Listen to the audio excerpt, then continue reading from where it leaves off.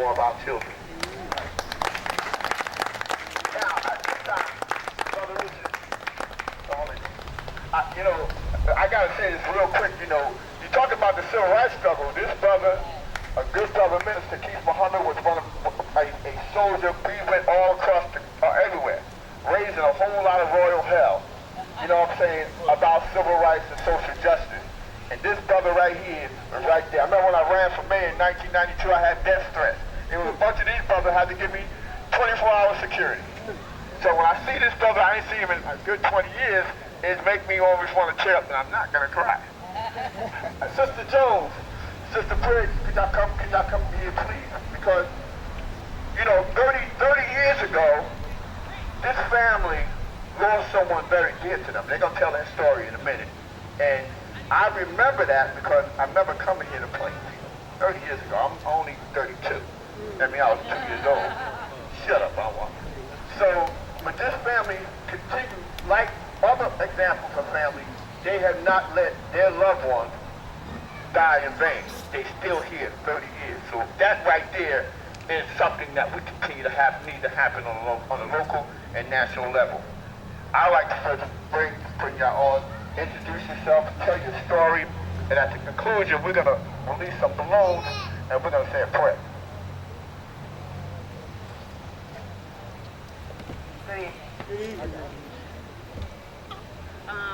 We come to you, and I said we because we come as twos.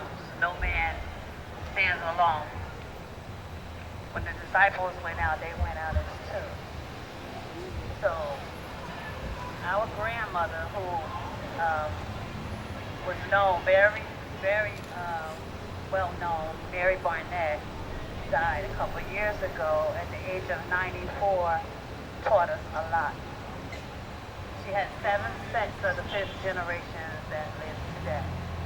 And we're just one of those 7 sets. Back in 1986, my brother Gary Jones was a victim of violent crimes who he went out on a Friday morning and he never came back home. This violent crime took place on Grant and Front Street in one of the restaurants that exists today. My brother was Muslim.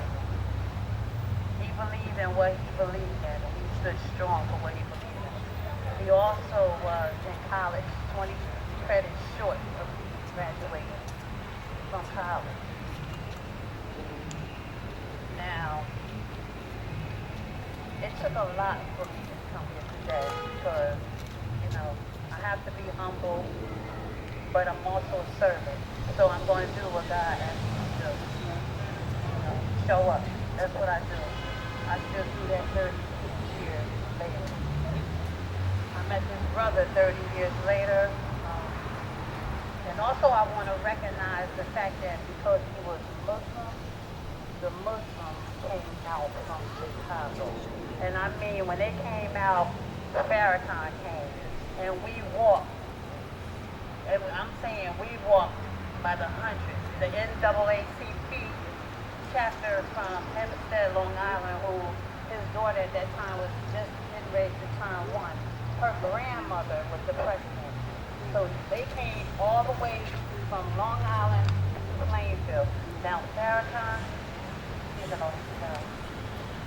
took this not only just to the streets, but he took it to the Plainfield High School. And we sat there and he gave us some words of wisdom and knowledge. And I still hold that today. My cousin reminded me as we were coming here about another violence. My grandmother, they call her the mayor of 4th Street. So she ran that thing. And I mean, she instilled in us what we're doing today. She went out just like my mother and her, and two. When you see one, you see the other one. They would go to Washington School. They would go to the meetings here, down here, to the prosecutors and the police and all that. And it's like the sister said, you didn't have to say anything. You just had to be there. Show up. That's all you have to do. Show up. Now, this chapter here in Plainfield, I was elected by my dear cousin to be a part of. And I'm going to do my part. I truly am going to do my part because when I'm committed, I'm committed. So, I say that, I'm saddened to see that the families that also had victims of violent crimes are not here. Unlike the young man that was killed on Plainfield Avenue, I know his mother. I was just with his mother today. I thought she was. But I stand for her. Okay.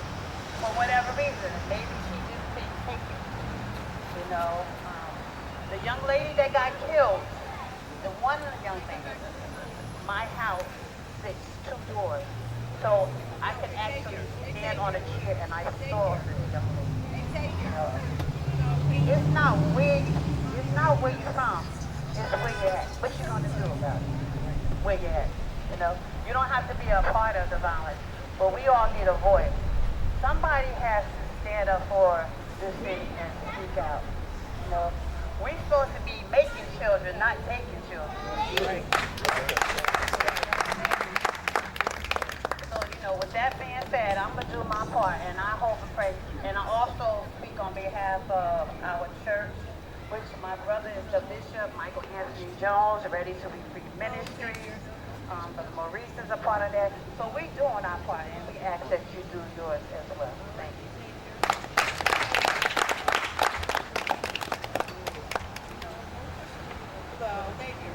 Thank you. Of course, you already introduced me. This is my first cousin. This is Jackie. I don't know if she told y'all or not, but we are 2 of 27 grandchildren. And her mother and my mother, I don't know.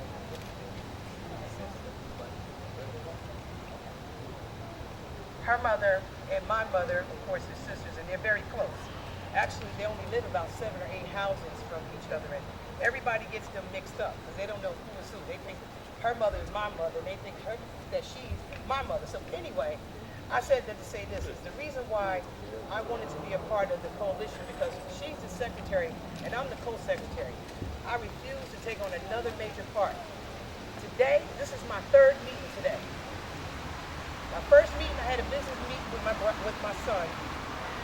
The second meeting I had, I'm a part of a scholarship fund for Plainfield children.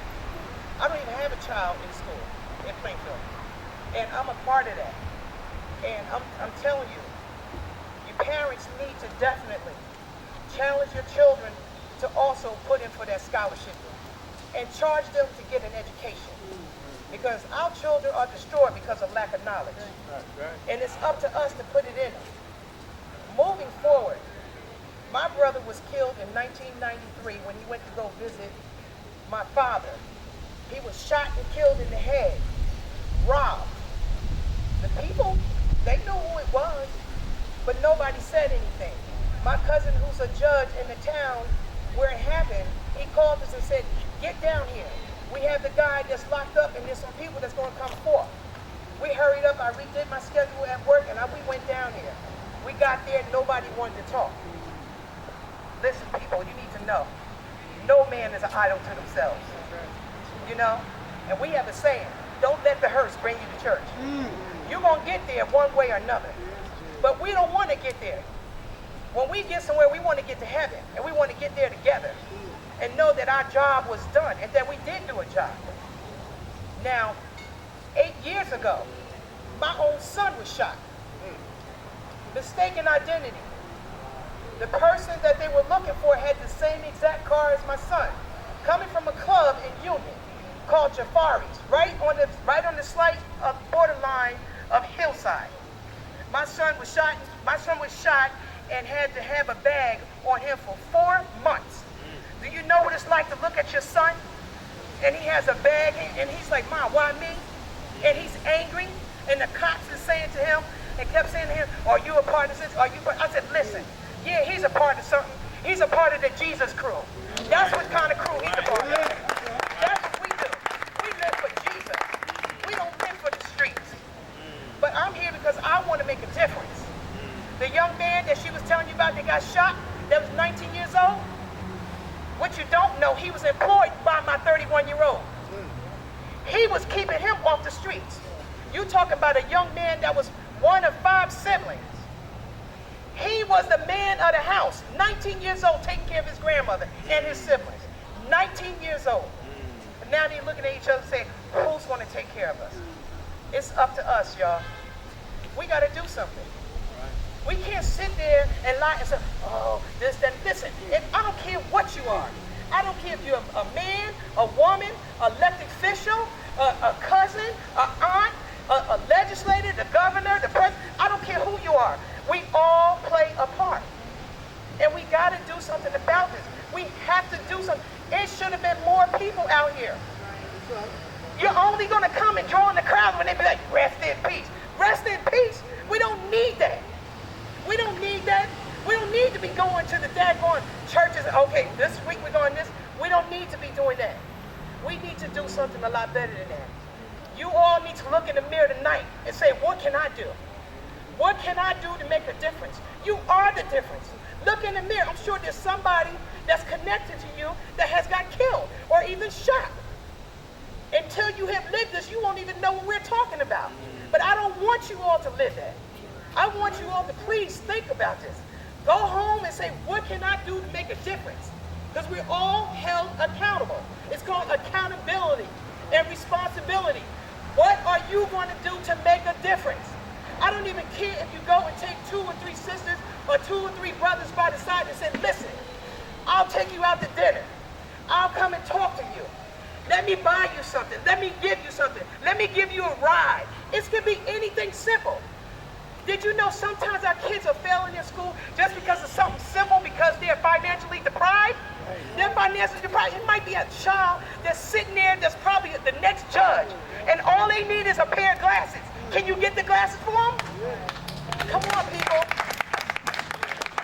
We need to wake up. We need to do something about this. Come on, stop looking at, this, that, Don't go behind your clothes. Oh, no. You want to talk about something? Talk about making a difference. Don't talk about it, be about it. Right. Yeah.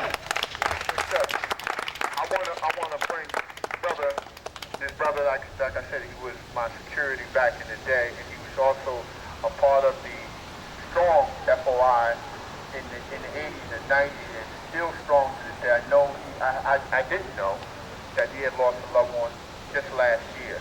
He's my brother in arms, always. I love him, I miss him. The Honorable Brother Richard Muhammad, come forward, brother.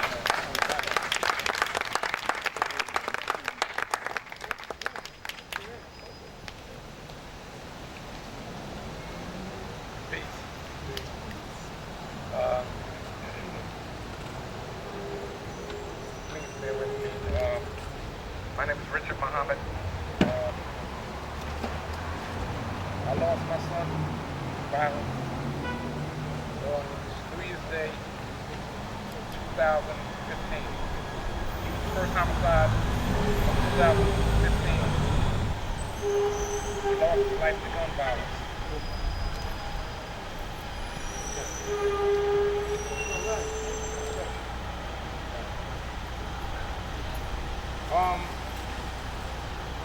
I do have mixed feelings at the moment, and I know many times we look and we say that we have a lot of black on black crime.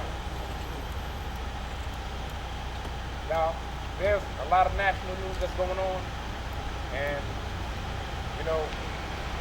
regardless of what's happening outside of our cities, they always point inwardly and say, what about the black on black crime? Well, see, I look at it from a different angle. See, I know that there's puppets, and I know that there's puppeteers. And when we look on a local level, we only see our children being puppets of a large conspiracy. Come on. And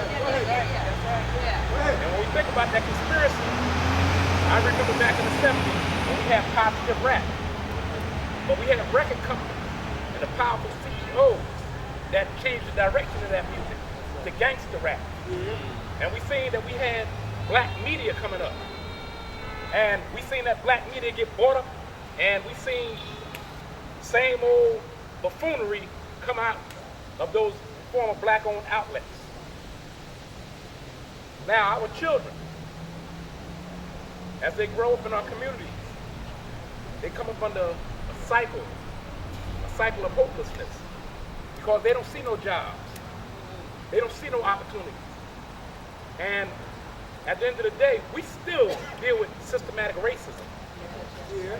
Now, of course, I see that we have some Caucasians out here today, and please, this is not disrespectful. All I'm going to say is that as a black thing, you really wouldn't understand unless you're in our skin. And to that degree, when we talk about things or whatever, you say, oh, it's always a conspiracy theory. It's not. We have been through this for decades, for centuries, and we know what we're talking about. The research and the facts don't lie. Now, at the end of the day, as my son was coming up, and many others, they don't even think that they're going to live past 30 years old. So they all into the rap music, gangster rap, that's controlled by the record companies.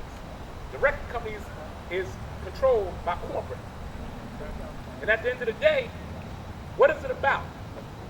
It's about the control of our dollars. Now, I'm not trying to get off from the subject of violence, but I do have to speak to the issue that when we left the plantation and we started to make inroads, meaning that we started Black Wall Street, we started East St. Louis, we started all over the country circulating that dollar amongst our own. We had racial violence that took place to destroy the budding flowers that we had coming up. Now today, to replace cotton, it was our finances. So they could never let us go free. So what happened? They turned around and they took, or how would I say? I would say that they never wanted our children to learn the proper knowledge that we could do and go for self. And today, that is the cotton of today, our resources. We spend $1.3 trillion a year in the U.S. economy. And that money don't go around our community not one time. I was looking at statistics the other day. They said in the 60s, 68% of the black households had two-parent households. Today, it's less than 25% of two-parent households. They said we own 30-something% of the businesses in our communities. Now today, they said it's less than 7%. Now, when our children grow up and they don't see us owning or controlling nothing, they turn right around and by any means necessary. Why? Because when they look at the rap videos, when they look at TV, all they see is the riches. Right. And they glamorize those things. They want those things. They go after those things. You're right. But they don't see, how would I say? I would say a righteous or, how would I say, a righteous way to earn it. Because the doors are closed. They come in with a tattoo, no, we ain't hiring. You come in talking, quote unquote, ebonics, we ain't hiring. But again, I blame some of that on us, that we should have done some homeschooling, because the hand that feeds you is the hand that controls your revolution. And we're not just talking about economic feeding, we're talking about mental feeding. We're talking about religious images that don't include us, yet and still we're the mothers and fathers of civilization. Right. But we in no religious images. Now, our former colonial masters control that. Control the educational system. Control the religious system. Why? To keep us subservient. Now, again, our children. It's always pointed out that it's black on black violence. Again, that is by design. And I will say this here. I look along the railroad tracks that come into this town, the Raritan Valley line. And I look at North being regentrified. I look back and I look at the South Bronx I look at Queens. I look at all of those areas that back in the 70s, drugs, crime, and prostitution festered. Why? Because they wanted to create black flight out of those areas. What happened? Developers came in, bought the South Bronx, bought up Queens for a cup of coffee and a donut. And then the day you can't get an apartment over there, a one bedroom for under $3,000. It displaced us. Same thing is happening in Plainfield. We buy houses all the time. I see the signs everywhere. I know this town is being regentrified. The taxes. When I bought my house 15, 20 years ago, I paid $4,200 in taxes. Today, I pay $7,800, not including the $4,000 with the PMUA. So I pay over $11,000 for a 3-bedroom house. Now, at the end of the day, again, our children, all they see is hopelessness. And again, there's a puppet, and there's a puppeteer. And all I want to say is we cannot just blame it on ourselves, because it is part of our fault, but it ain't all our fault. Again, sometimes, and I'm going to end with this, I look at police officers that won't even stand up against crooked police because they worry about their job. They got a house. They got kids in school. They worry about car payments. So they got to be quiet. Public officials got to be quiet. Why? Because it's all about a paycheck. Freedom, we got to put our lives on the line.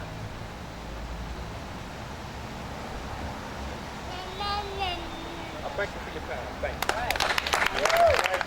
Everybody, my name is Mark Williams. This is Sharon McGuire. I'm the recent past president at the Unitarian Universalist Church on Park Avenue, and Sharon is our administrator. And I just there's a lot said tonight, and I appreciate the opportunity that Norman and Maurice have given us to speak here tonight. I just wanted to share with you a little bit of why we show up. We show up because it is in our mission of our church to show up.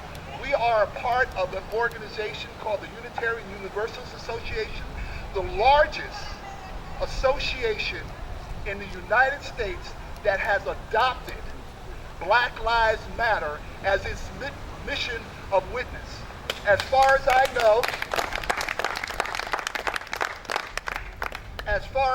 know, we are the only church, faith-based community church in Plainfield that has 2 signs outside proudly displayed on this property saying Black Lives Matter. I don't know why there's not more of this in Plainfield, and if there is, then I have missed it, and I apologize for that.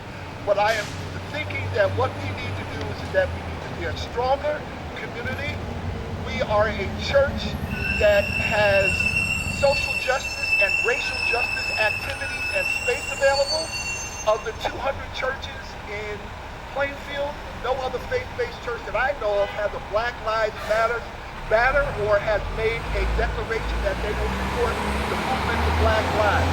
I'm going to give the mic to Sharon, and she'll tell you about some of the social justice and racial justice work that we do in the community in a congregation that is predominantly 95% white.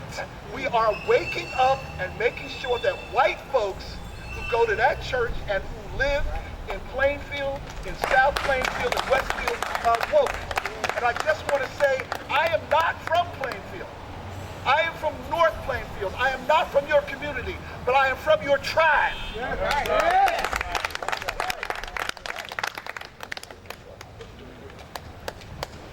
Hi. Hi. I'm also the social justice coordinator of the First Unitarian Society Plainfield. And there, we're trying to do good work. And we're here to listen, not talk all the time, to learn, to listen. And basically, we'll want to hear what this community needs. Right now, we run a food pantry. We do AIDS and pregnancy, free AIDS and pregnancy testing through Iris House and through the organization Maternal Child and Health of North Jersey. We're doing a lot of things like housing. We're hosting the largest NA, thanks Mark, the largest NA meeting in Union County. We're also invited in the Decarcerate the New Jersey, Decarcerate the Garden State organization to come in and church. If you have an idea, if you have a program that serves Plainfield, come talk to me. Norman, if you need space, come talk to me. Our church is here to serve this community. We've been here for 126 years. We've been on the forefront of the civil rights movement in Plainfield since the 1960s, when people stood and guarded the people who were afraid of the tanks. We were there. Now I want to be here again. Will you help us? Yes. Yes. One more thing I want to say, that when you recognize us by our shirts that say Black Lives Matters, 2 Unitarian Universities, or you'll see us in our gold shirts that say Stand on the Side of Love. Thank you very much. Okay, we're gonna close out, and I mean close out. We're gonna, Brother Maurice, join the family over here. We're gonna have a balloon ceremony. We want everybody to come close and join that. But we also want to, this is dark. It's dark.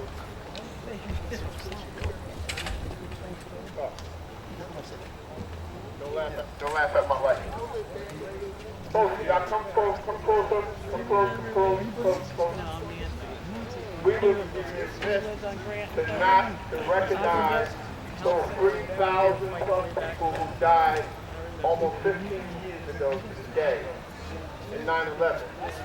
And I don't know how many people lost lives here in Plainfield, but my home city, Elizabeth, we lost 6 people.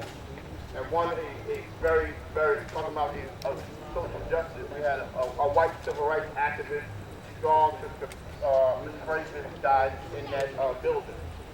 And strangely enough, if I had not went back to my mother's house to get my beeper, at 8:30 a.m. I would have been right by that building at that time. The second building went down 8:39 a.m. But that's number one. So we want to just take a moment of silence for the victim of 9/11, and then we're going to go to the balloon releasing ceremony with the sisters on behalf of their family and all families for lost loved ones through violence. And I'm just going to blow the whistle one time, and we're just going to do a 60-second countdown. We'll go right to the hotel.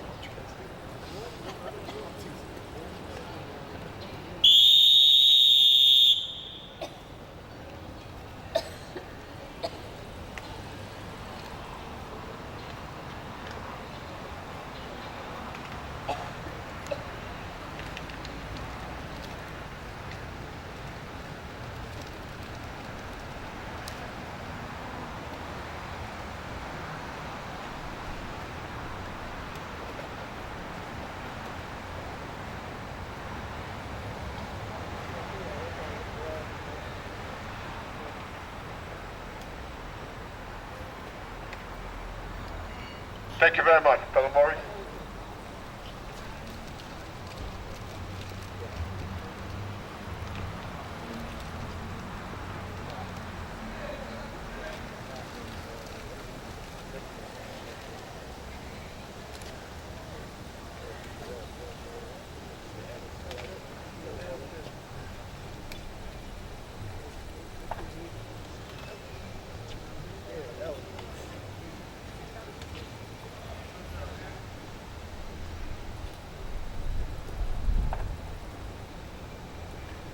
Some families have been lost. Our latest victim was the Ellis family, which they buried his loved one today at Both Fellowship. So that was the latest victim of Plainfield violence.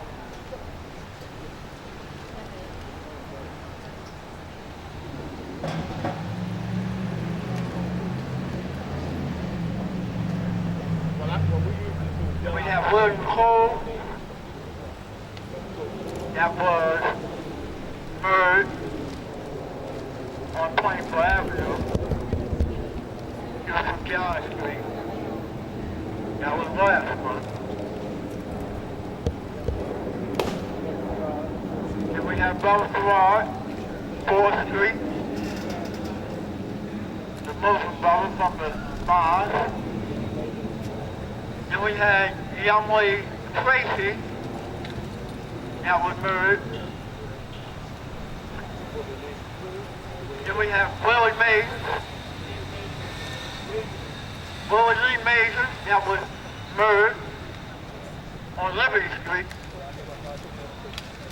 Joshua Hartfield, Carnegie Avenue, yeah.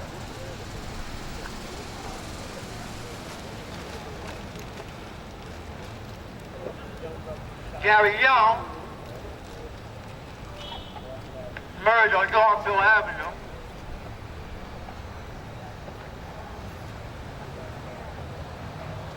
We had Gary Jones, which I know this is his 30th year anniversary, that was murdered in Plainfield.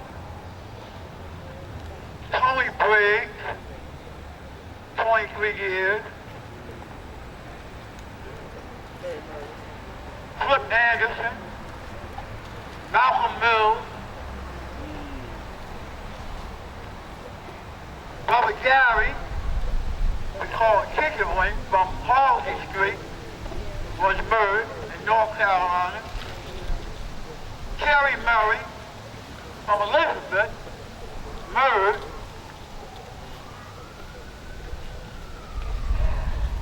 Brother Rashid, Richard, his son, was slain in the city of Plainfield. The Lewis family, yes, she was murdered in North Carolina. The Latino community that lost loved ones in Plainfield. I remember the one Roosevelt Avenue. That was just horrifying. And we had some from Clinton Avenue that was murdered in the city of Plainfield. It just goes across the board from one section of the town to the next. That just lets you know that no one is exempt from this. No one is above this. The devil is alive. So if you're sitting home thinking, oh, it don't affect me, I'm letting you know right now that infection spreads if it's not taken care of. And right now, we're not taking care of this infection that is infecting our people, our children in the United States of America. It's bigger than Plainfield. It's America itself. And we need to stop this here. We need to identify what is taking place, stand up, take your responsibility, take your rightful place, and help. Regardless of your gender, regardless of your religious belief, this thing is touching everybody. The bullet don't ask if you believe in Allah. The bullet don't ask if you believe in Jesus Christ. The bullet don't ask if you're black. The bullet don't ask if you're Hispanic. The bullet don't ask if you live on the Western, if you live on the Eastern. The bullet just comes out. So it's time for us to come out and be responsible and do what is right. We all know what to do. So it's time to do what we know to do. We're not children. We have mindsets of men and women with proper knowledge of self. So it's time to activate it and stop pointing the finger, look in the mirror, see what part you play in it, and step back out and handle it. Right. Right. Time is of the essence. Right. We all have it. Some people didn't wake up this morning. Right. They didn't get a chance to voice their opinion. Right. They didn't get a chance to march. They didn't get a chance to get in the fancy car and drive through the city. Right. or say hello to your loved one. They didn't get that opportunity. Today we got it. So let's take advantage of it. And let's move when it's time. And now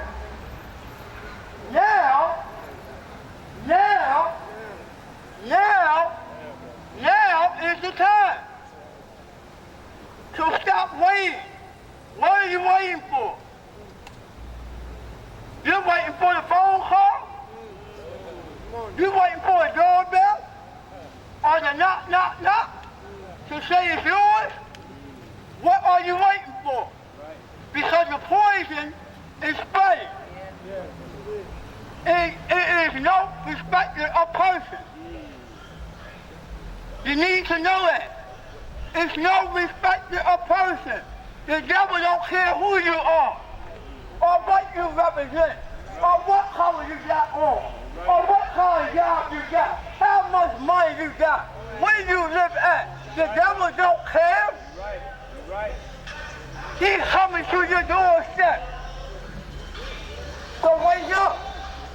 Wake up. Wake up. Now is the time.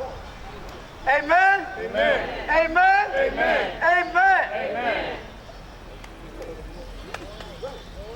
At this time, we're going to place the balloons for all the loved ones that were lost. All of them.